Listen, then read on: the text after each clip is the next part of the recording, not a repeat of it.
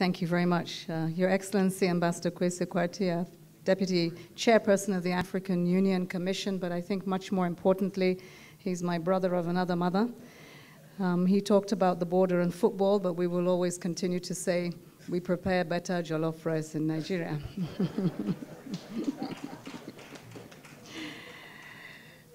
My sister Commissioner Amira Al-Fadel, who's up in the front there, it's really a pleasure to see you, honorable ministers, our heads of delegation, my colleagues, distinguished participants, friends, ladies and gentlemen, and I want to give a special shout out and welcome our youth envoy for Africa, Aya Chebe. You need to stand up and, be counted. Huh? Thank you. I want to be like her when I grow up. It is sincerely an honor to address this special session of the Regional Coordination Mechanism for Africa. The significance of the African Union as a strategic partner of the UN cannot be overstated. The recently concluded 33rd African Union session provided the opportunities for leaders of both our organizations to renew their commitment, friendship, to a strengthened partnership, particularly in the context of peace and security joint framework. The development framework has followed on, and so has the most recent human rights joint framework. The African Union Agenda 2063 and the 2020 AU theme, Silencing the Guns, Creating Conducive Conditions for Africa's Development, are central to our discussions today at this special session, as we examine ways of accelerating the realization of the Sustainable Development Goals. The session also provides an opportunity to consider how we continue to work together within the context of the reforms that both the African Union and the United Nations are undergoing to better and more efficiently serve our people, in other words, becoming fit for purpose. Distinguished participants, ladies and gentlemen, advancing the integrated implementation of both Agenda 2063 and 2030 is at the core of the work of the RCM-Africa.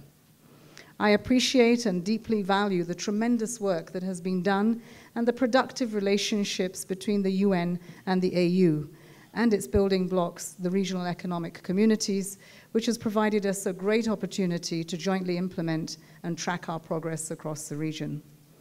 I am aware, for example, that in 2019, the RCM-Africa and its sub-regional coordination mechanisms prepared joint work plans for 2019 and 2020, informed by the African Union's strategic priorities and the peace and security and development frameworks.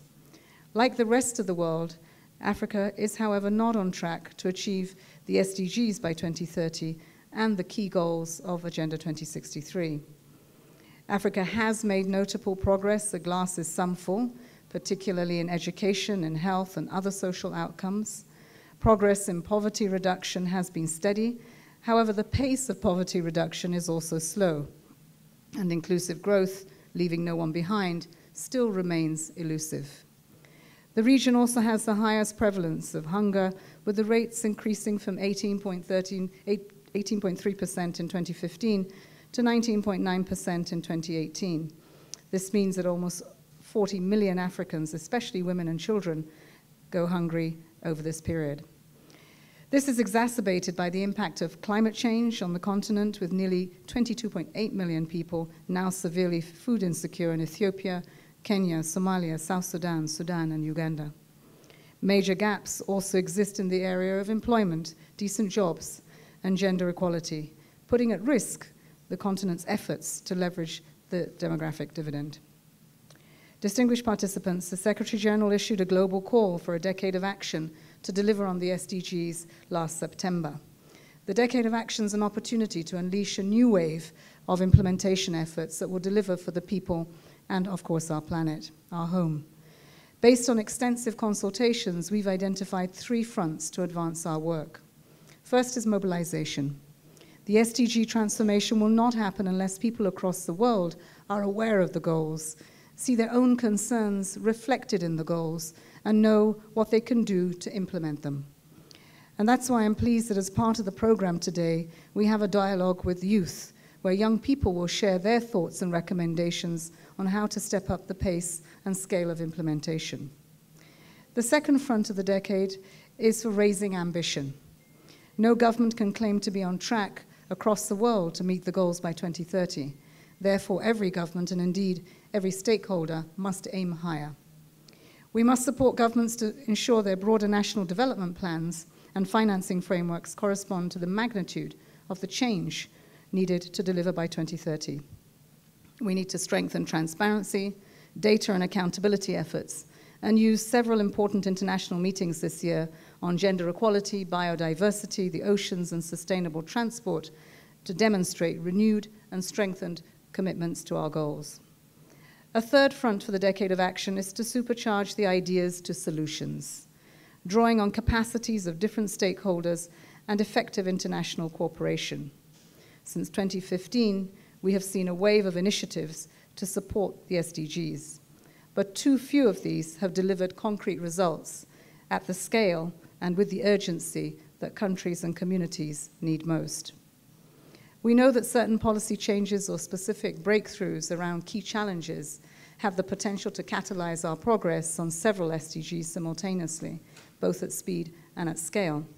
And with the Decade of Action, we must try to ensure that those changes and those breakthroughs are advanced as a matter of priority. Friends, distinguished participants, there is no better example of a strong partnership around the SDGs and the solutions than the African Union's initiative on silencing the guns. While there has been a significant reduction in interstate conflicts in Africa over the past 2 decades, internal armed conflicts continue unabated on the continent.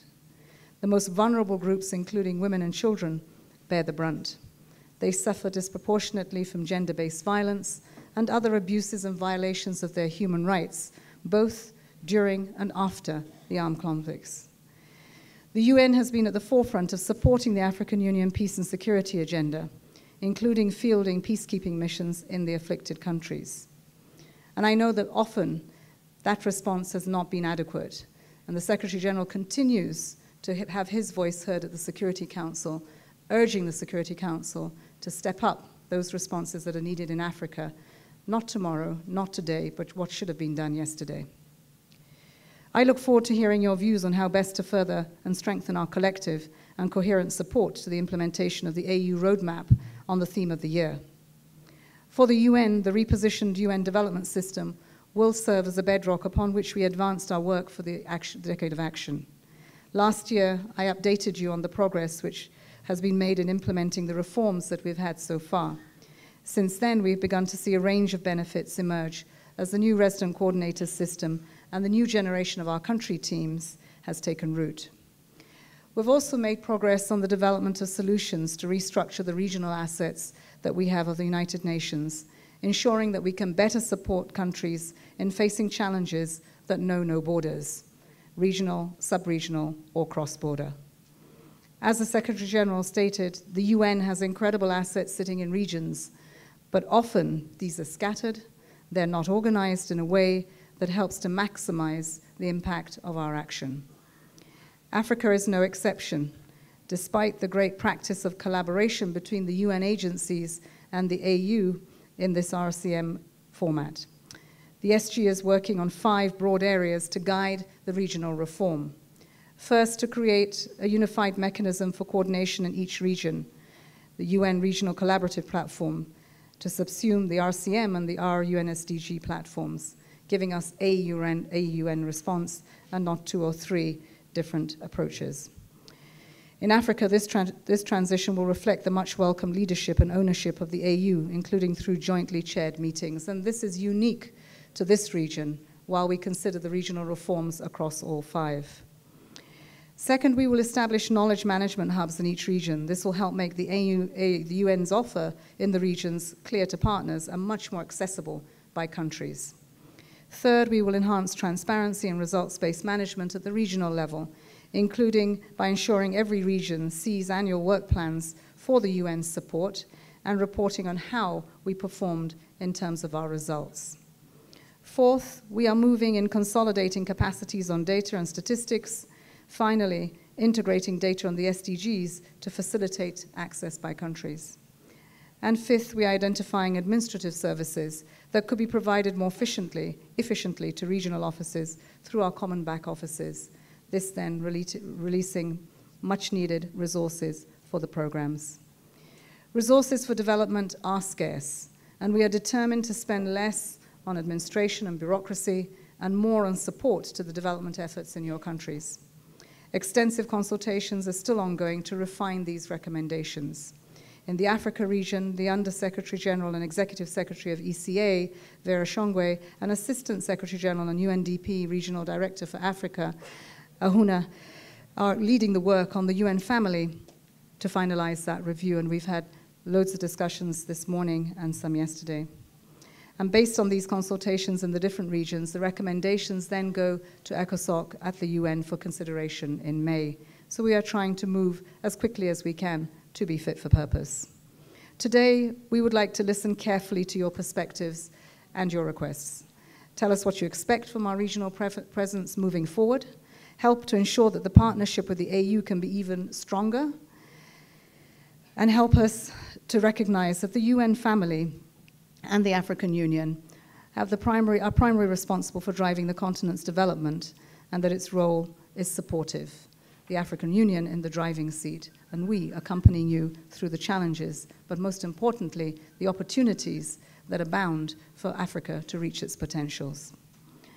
Therefore, I think we should clap for that.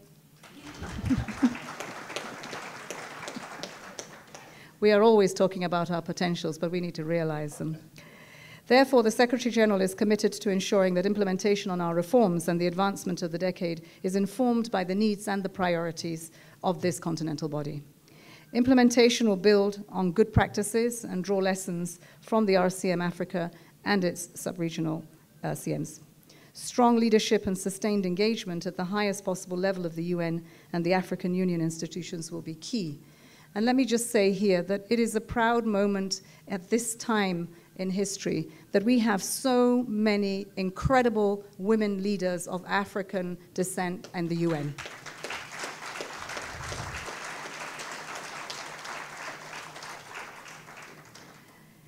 I know that the commissioners with parity in the AU started first, and we have equally amazing women amongst them.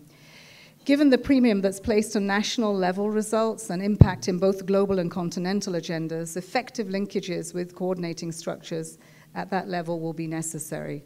I was home in my country, Nigeria, only last week, and it is clear that many of the challenges that we are facing that are cross-border, if we don't see the link with the regional support, then we will not succeed in silencing the guns, in addressing climate change, in looking at the many, many challenges of migration and refugees.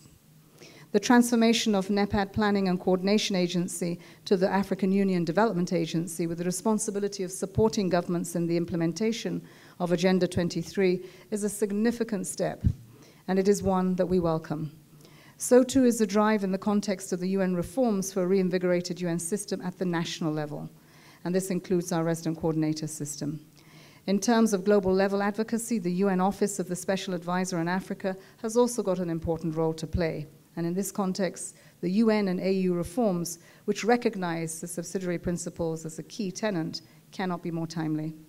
In the prospects for the accelerated realization of SDGs in Agenda 2063 that are unfolding through an emphasis that we make with the Decade of Action, our reforms make the reforms incredibly exciting for all of us. Ladies and gentlemen, the convening of this special session back-to-back with the 6th session of the African Regional Forum on the Sustainable Development is by no means a coincidence. Linking the two events will facilitate the translation of the forum's outcomes into programmatic responses in participating entities of the mechanism and enhance the visibility and success of both events. As we move ahead, I look forward to hearing more views on how we can strengthen the collaboration and better support the two agendas in the context of this next 10 years to ensure that we deliver on the 2030 agenda. I thank you sincerely for helping us shape our partnership moving forward. And I would say specifically in silencing the guns and really trying to achieve that conducive condition for Africa's development. And I'll end by the words of Madiba. Let us remember that it always seems impossible until it's done. And that's where we are. Thank you.